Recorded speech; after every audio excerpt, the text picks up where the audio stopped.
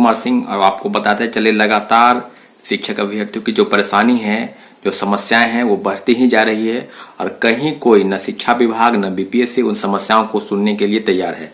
साथियों, जब से रिजल्ट निकला है, चाहे वो पीजीटी हो, चाहे टीजीटी हो, चाहे टीआरई हो, यानी लगभग सारी परीक्षाओं का रिजल्ट निकल गया है और विभाग जो है इन बहुत सारे परीक्षार्थी लगातार आपको बताते चल रहे हैं कि 1,70,000 शिक्षकों की जो बहाली का मामला है और उस मामले को लेकर जिस प्रकार से आयोग के अध्यक्ष बीपीएससी के चेयरमैन अतुल प्रसाद जी ने ट्वीट करके ये बताया था कि 1,22,324 पदों पर ही जो है रिक्तियों का सूची जो है जारी की गई, यानी प्रथम मेरिट लिस्ट।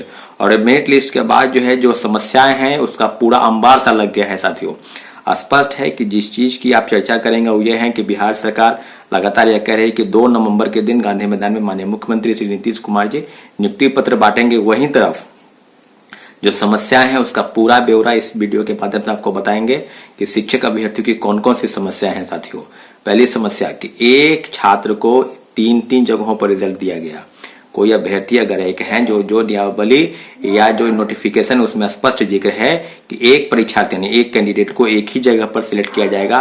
पहले उसका रिजल्ट जो है पीजीटी में देखा जाएगा, अगर उसके बाद निश्चित रूप से नीचे की चीजों को देखा जाएगा कि अगर उसमें उसका रिजल्ट नहीं है। परंतु चेयरमैन का कहना था कि हम जो है वो सब जहां मेरिट होगा हमका रिजल्ट देंगे, वो शिक्षा विभाग वो देखेगा किन किन जगहों पर हो सके डॉक्यूमेंट वेरिफिकेशन में कहीं उनका कमी हो जाए तो दूसरे में उनको मौका मिल सकता है। साथियों, परंतु मेरा यह मानना है कि जो चीजें उनके लिए है उसके लिए अगर एक जगह पर आप अगर सिलेक्ट हो जाते हैं, पद को ग्रहण कर लेते हैं, तो निश्चित रूप से 2 अलग जगहों पर जो है सीटें हैं वो रिक्ति हो जाएगी, खाली हो जाएगी।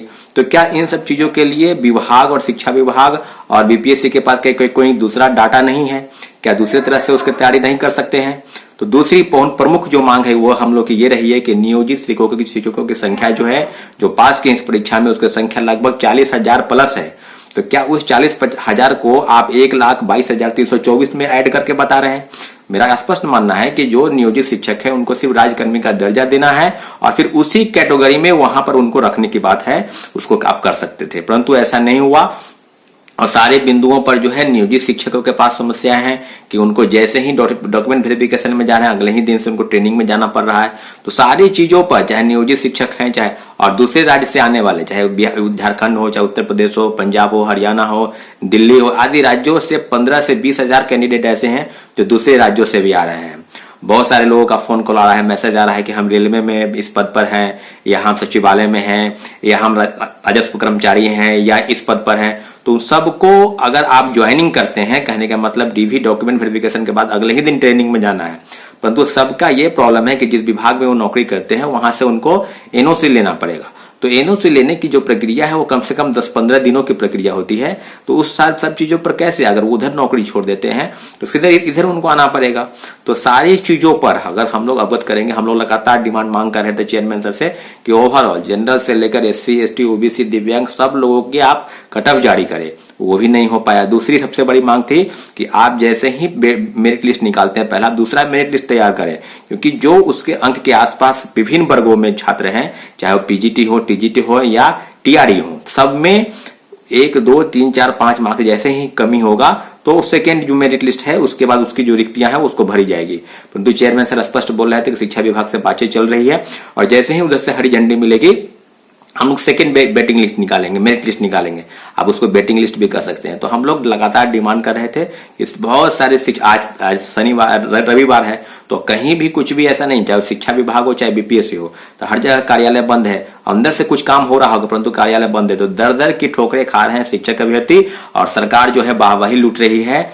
लगातार अब आरजेडी के नेता तेजस्वी यादव तो तमाम आरजेडी के ट्विटर हैंडल पर यह पोस्ट कर रहे हैं कि 1,22,324 पद पर हमने नियुक्ति दी है शिक्षक अभ्यर्थियों की। और लगातार लोगों की मांग रही है कि जो 1,70,000 पदों पर आप नियुक्त नहीं कर रहे हैं, 1,22,000 पर, परंतु जो ओवरऑल डाटा अगर कहा जाए तो ये 70-75,000 का ही आंकड़ा जाएगा। साथियों, तो मेरा यह मानना है कि जिसने दर्द दिया वो दवा देने के लिए नहीं है और वो दर्द देकर वो चला गया। और लगातार आप ट्वीट के माध्यम से कह रहे थे कि माझी पार लगाएगा, तो माझी क्या, ये आप तो लाकर बीच मझधार में छोड़ दी है सब चाहे जितने भी शिक्षक अभ्यर्थी हैं सभी को। तो इस स्पष्ट है कि जो भी चीजें होंगी स्पष्ट रूप से 2-3 दिन के अंदर अगर शिक्षा विभाग और बीपीएससी इन समस्याओं को दूर नहीं करती है तो निश्चित रूप से हम सभी शिक्षक अभ्यर्थियों के साथ, चाहे वो पास हैं या फेल हैं, निश्चित रूप से एक अलग रणनीति के साथ हम लोग काम करेंगे और उम्मीद करते हैं कि ये सब चीजों से दूर हटाने का प्रयास शिक्षा विभाग और बीपीएससी करेगी। अगर नहीं करती है तो फिर हम रणनीति के साथ आगे बढ़ेंगे साथियों। जय हिंद।